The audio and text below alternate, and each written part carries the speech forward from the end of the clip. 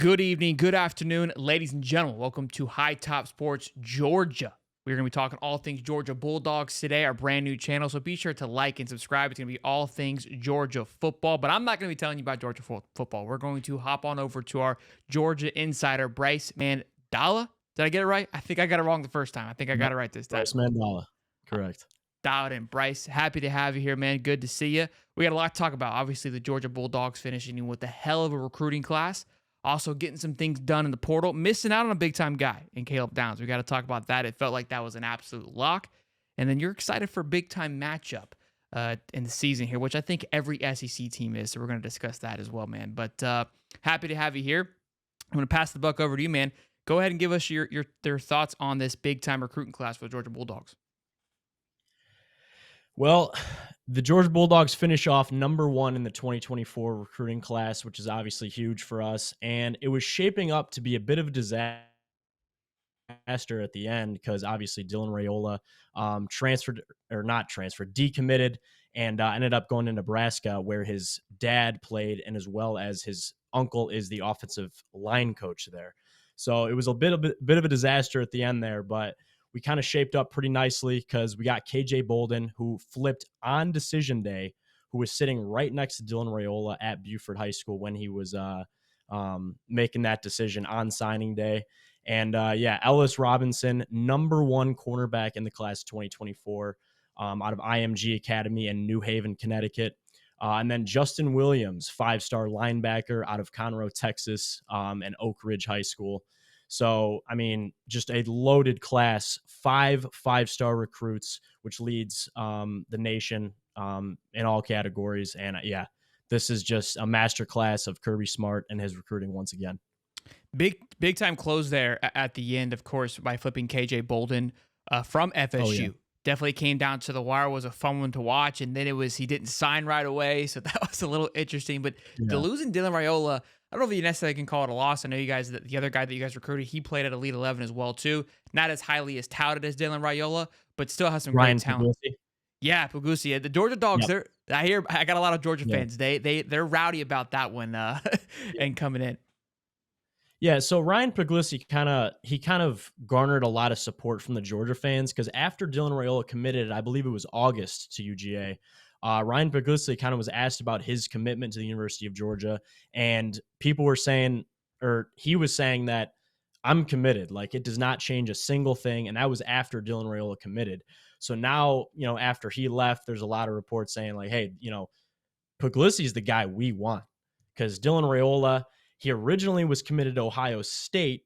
That was up until I literally believe it was like right after Georgia beat them in the Peach Bowl last year when he decommitted.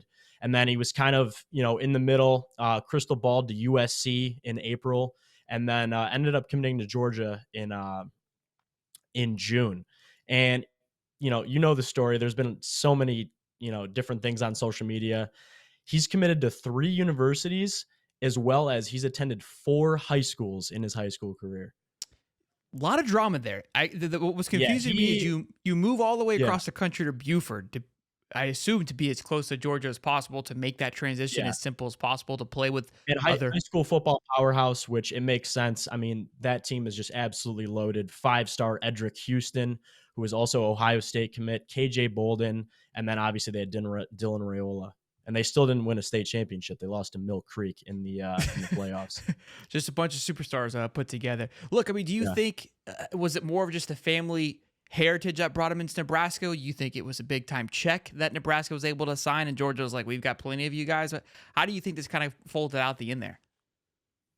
A little bit of both. Obviously, Matt Rule, kind of, the head coach at Nebraska, he kind of gave a little inside where Dylan basically just contacted him and said, hey, can I take another look? I think that was in early December.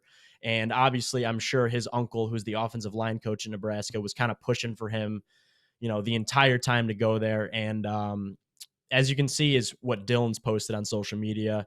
It was kind of just what he felt in his heart. He was getting a lot of hate because he posted this poem on Twitter, which I think he's since deleted. It was a very interesting and some might say corny poem that he posted. But yeah, and people were giving him a lot of hate. But I mean, at the end of the day, you know, his heritage is his family heritage at the University of Nebraska is there. He's got pictures of him when he was 2 years old in Nebraska Cornhuskers gear. It's just a little weird for me seeing it because I've actually met him Mm. on multiple occasions, actually at at the game. So he was at Sanford pretty much, I believe, every single home game. Because Buford, for people who don't know, Buford's about 50-minute drive from the University of Georgia in the Atlanta suburbs, and it's super quick and easy because they play their games on Friday nights. So he would be at Sanford Stadium pretty much every Saturday on the field because I was working on the field as well, taking he was taking pictures with fans and everything like that. So it's kind of weird to see that since he was like so dedicated coming to every game. Well, I mean, look, speaking of weird, we're about to hop into the transfer portal discussion. Me being a Gator fan and supporting Trevor Etienne for as long as we have, it's this new age of college football. You're rocking the jersey one weekend, and the next weekend they're playing for your arch rival in the Georgia Bulldogs. So it's this new age of college football. But let's talk about the portal, how you guys were able to move around it. And again, did have a kind of a miss there on Caleb Downs, but did pick up some big time studs. Yeah, not too much of an outstanding transfer portal class, but luckily, that isn't a huge emphasis. I feel it's more of just getting the guys, out of high school. But they attacked the portal early. London Humphreys, actually, freshman wide receiver from Vanderbilt, he was the first get that we had. I remember he hit the portal. It was probably the first day it opened, but obviously Trevor Etienne was the big sign for Georgia. You know, I had been watching him all season, which is kind of crazy to think. And like, I saw a lot of stuff on social media saying that, he's a traitor because it's sort of like the same Facts. way, like it's almost in a less serious manner transferring to Ohio State to Michigan. That's kind of the equivalent, a little less serious than that, but it's sort of just a little interesting seeing a player from Florida transfer to the University of Georgia. And I can't really speak um, too much, but how do you feel about it? Because you're a Florida fan. Look, it was not fun to watch. It's we call him Trader ETN is where is is Yeah. where that's at right now. I mean, we lost another one to FSU, so it's just look. I get it. It's a business decision. I met the kid. We've had him on the show. We've interviewed him. He's an incredible Oh, young really? man. Yeah, he's an incredible. I had this helmet that's we call it the cursed helmet that's signed by like 7 players, and I think or 10 players, and 7 of them have entered into the portal and are now gone. And it's not that they just left. You know what I mean? They went to another school. So I don't put it on camera anymore because it's it's cursed. So look, it's this new age. It's weird. It's uncomfortable watching it because typically. And especially what we were excited about with this new portal is you get to buy the jerseys with their names on it. You're going to support these guys. And so many people, obviously Trevor Etienne being a big time stud, had Etienne jerseys that are now just a complete waste. So it's a catch 22 now. They got this whole NIL thing. We can support the guys, but nobody's going to want to do it because the next week it's free agency and they could be gone. Yeah, and a lot of people actually thought he was going to go to Clemson to follow kind of in his brother's footsteps, but he said, he reported multiple times that he kind of wanted to make his own path, didn't really want to follow in his brother's footsteps, and he was crystal balled to Georgia pretty much right when he entered the Immediately. portal, and that is, that is something we got. So Look, the one thing I had to respect him on is like, hey, I want to go play for a winning team. So it hurt a little bit, but got to make sense. Talk to us about Caleb Downs. That was a massive one that it felt like. I mean, all the Georgia insiders down to the wire were like, wait, he's already moving in. The U-Haul's pulling up to the dorms as we speak. And Ohio State, I mean, I don't think they're not even being shy about it with their NIL and how aggressive they are being by spending over $13 million per Ohio State sources on their NIL. You got to think that had a lot of action. Kirby has pretty been vocal about, look, if you want to play here, you're going to be we're going to be a Bulldog. If you don't want to play here, it is what it is. And I think it speaks to, again, you rank 32nd in the transfer portal, but you really don't need to rank top 10 when you've had 3, 4, 5 top 5 class over the last 5 years. And Georgia does do a pretty good job of keeping that together. They're not having a mass exodus every year of guys hitting to the portal. yeah, so with the Caleb Downs scenario, pretty much every single arrow pointed to him going to the University of Georgia. Obviously, with Nick Saban retiring, that is obviously the number one hit, I guess, for Caleb Downs to transfer. But also, the Alabama's DB coach is now at the University of Georgia, so that was, another sign. Every single crystal ball on 24/7 Sports, on 3, ESPN, you name it, they had him going to Georgia. And one thing that Kirby Smart is known for is that he never burns bridges. You saw him after the SEC championship game go out of his way to congratulate Caleb Downs because you know that they have a good relationship with one another. And another thing, too, he went to Mill Creek High School, which is once again within an hour of Athens, just in the Atlanta suburbs, big rival of Buford High School. And you'd think he'd want to, come back home, allow his family obviously to watch every game within an hour distance, and just every single arrow and crystal ball point had him going to the University of Georgia. But apparently what I saw is, and I can't confirm this, but a lot of things I was seeing on social media was his brother, who is older than him, didn't get an offer from the University of Georgia when he was playing and getting recruited. So his dad isn't a fan. That's all speculation, but I saw multiple tweets about that as to what that's the reason why he didn't want to come to UGA. Dipping into the tea leaves a little bit. Sometimes you try to figure out why, because Yeah. like I said, all signs point to yes. What happened here? I also think the extra comma probably had a little bit of an impact. And look, that's just the name of the game. Yeah. But And Caleb's good. it's known that surprisingly, the Classic City Collective, which is the main NIL partnership with Georgia, is not really up to par with what it should be. Georgia's NIL, you would think, would just be through the roof. I mean, just the opportunities that it can give to players. But the Classic City Collective is not what the level of what it should be to the Ohio States, to the massive powerhouses like a Texas A&M in terms of how much revenue they get. I mean, Texas A&M has been a bit of a disaster with, that I don't want to go down that path. But the Classic City Collective is, I think it'll bounce back, but the NIL track at Georgia, I guess, is our only weak link. Interesting. And look, I think Yep. we talk about on the time again in regards to Gator football. There, you've got a couple layers to this. You're either really good, and you don't have to be that aggressive in the transfer portal because you make up for it with winning and building a sustainable program. That is Georgia. So they don't have to overspend right now to get where they need to be. But teams like Ohio State, Florida, right? Other schools, look, we're not winning. We're not able to prove that we're going to have success here. So you have to be able to overspend. So look, if there's a break in the chain, I think it's okay just given the fact of where you guys are. But you definitely need to probably get that thing caught up because you can't play behind the 8 ball forever. So, because missing out on big time studs like Caleb Downs, you got to think that how to have a factor of it as well. It's interesting. I didn't realize they were that far behind just because of how much success they do have. You would think there's they're up to par, but a lot of it's probably the kudos to Kirby and recruiting. Yeah, it's discussed a lot in my sport management courses as to kind of why that is. But luckily, what we do have on our side is Kirby Smart and just the recent success. So there's a lot of players that are gonna prioritize that.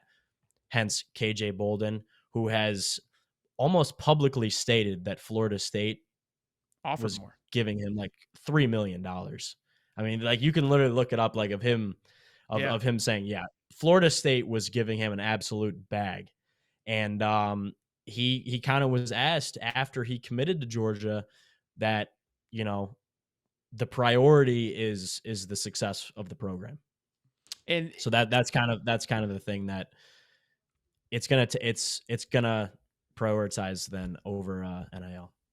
And Bama, I think, has been in that same boat for a while, and I think things may change a little bit, but where they've landed like almost stud any stud they wanted. And that eventually that bag's gonna get thin, but it's like, look, I'm playing for the bigger aspect here. To win championships, to play for championships. It's Alabama, you're playing for Nick Saban. It's like, and it's an investment because Sure. if you go to Alabama, especially getting coached by Nick Saban, top of the line facilities.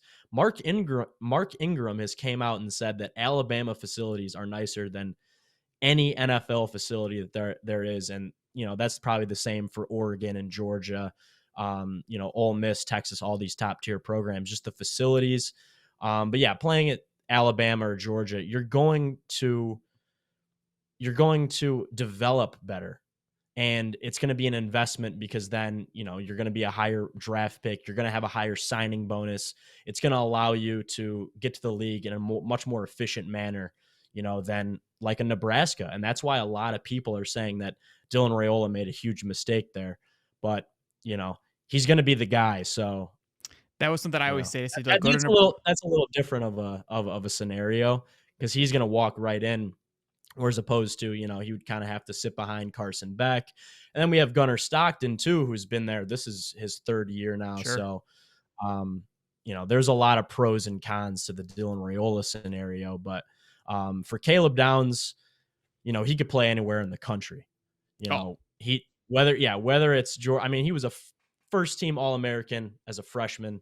So, it doesn't really was the matter only guy in the portal that I think increased. Well, not only, but he was a 5-star, like 99.03. He increased to a 99.05. Yeah, I believe on 24/7 he was the number 8 overall recruit in the 2023 class, and looking at it now, he's probably 1 or 2 easily. In terms of the careers, I guess, that they're having thus far. Yeah, what he's been able to accomplish for sure. Look, I mean, the portal's been exciting, and we could probably see some more movement come May. That's something that we've also have discussed and have looked into. But a big time matchup is headed up for all SEC teams, and this reminds me of a kind of a games back in the past. But Texas is a big circle on everybody's calendar. No matter who you are, it's going to be a hell of a game for all SEC teams. It reminds me when A&M and Mizzou came to the SEC. Everybody was excited to play Mizzou or Texas A&M. Nobody cared about Mizzou. I feel like Texas and Oklahoma are the same thing. Nobody cares about Oklahoma. Nobody's excited to play them, but everybody is excited to either go to Texas or have Texas come to them. Where are you guys going to Texas, or are they coming to your house? It is in Austin. Ooh. Yep. Oh, there it is. Yeah, so Georgia has an absolute gauntlet of a schedule in 2024.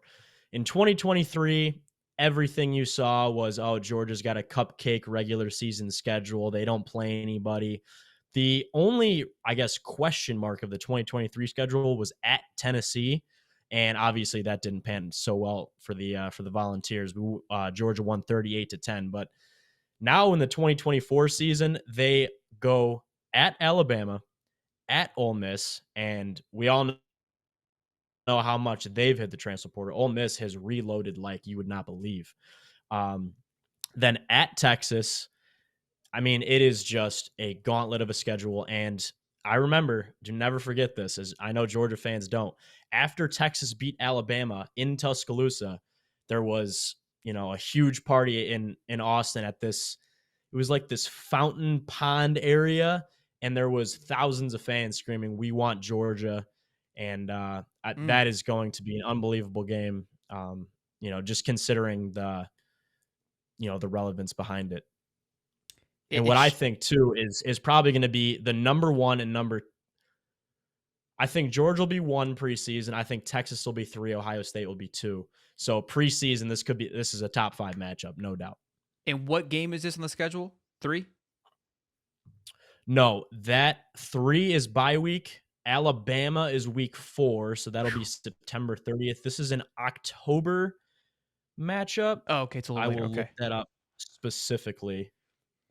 Yeah, so speaking of the gauntlet of your schedule, it's nothing compares to Florida's gauntlet, but in Georgia did get a lot of flack last year for their schedule. Oh yeah, Florida is hands down the most difficult schedule in the country by far. Ridiculous. Look, and everyone kind of gave Georgia flack for it, but it's like when you're in the SEC, you did everything you had to do. You beat all the teams you had to beat. And look, that Ole Miss game, yes, they have rallied the troops and went all in the transfer portal. Lane has proven time and time again. I'm a big Lane guy, but he disappointed me last year. I felt like this was a perfect time to take down Nick Saban in Alabama, and they choked. I just don't see them getting it done. And if there's a team that they're going to choke to, I see them choking to Georgia. I really do. Yeah, Ole Miss at the end of the season there after beating Penn State in the Peach Bowl just had so much hype behind them. I mean, and then once they got Walter Nolan, which was the number one recruit in the 2022 class out of he transferred from Texas A&M, obviously. I mean, they just got after it. And Princely, the number one edge from Florida. So it's look, Yep. Florida's been plucked, boys. Yeah. We've been the farm league here for the rest of the SEC. It's been Yeah. an absolute pleasure. Yeah. But well, look, That's tough. go ahead. The Texas game is October 19th. So that's a mid-season matchup. That's going to be a tough one right after Mississippi State when we play them October 12th. In But yeah, Mississippi Texas is State, I October think, 19th. well, they've got that new offensive coordinator from Oklahoma, but I think they're going to be in Mississippi State. I don't see them making any big splashes No. this year. That they Yeah. should be easy. Well, boys and girls, let us know down in the comments section some more things you would like to hear from Bryce about Georgia football. We're going to be trying to have some shows once a week, some cut-ups, some other types of content for you guys. So hoping to ramp this thing up, get it to 1,000 subs as soon as possible. So be sure to smash the like button and subscribe, and we'll see you guys in the next one. Peace. Thank you.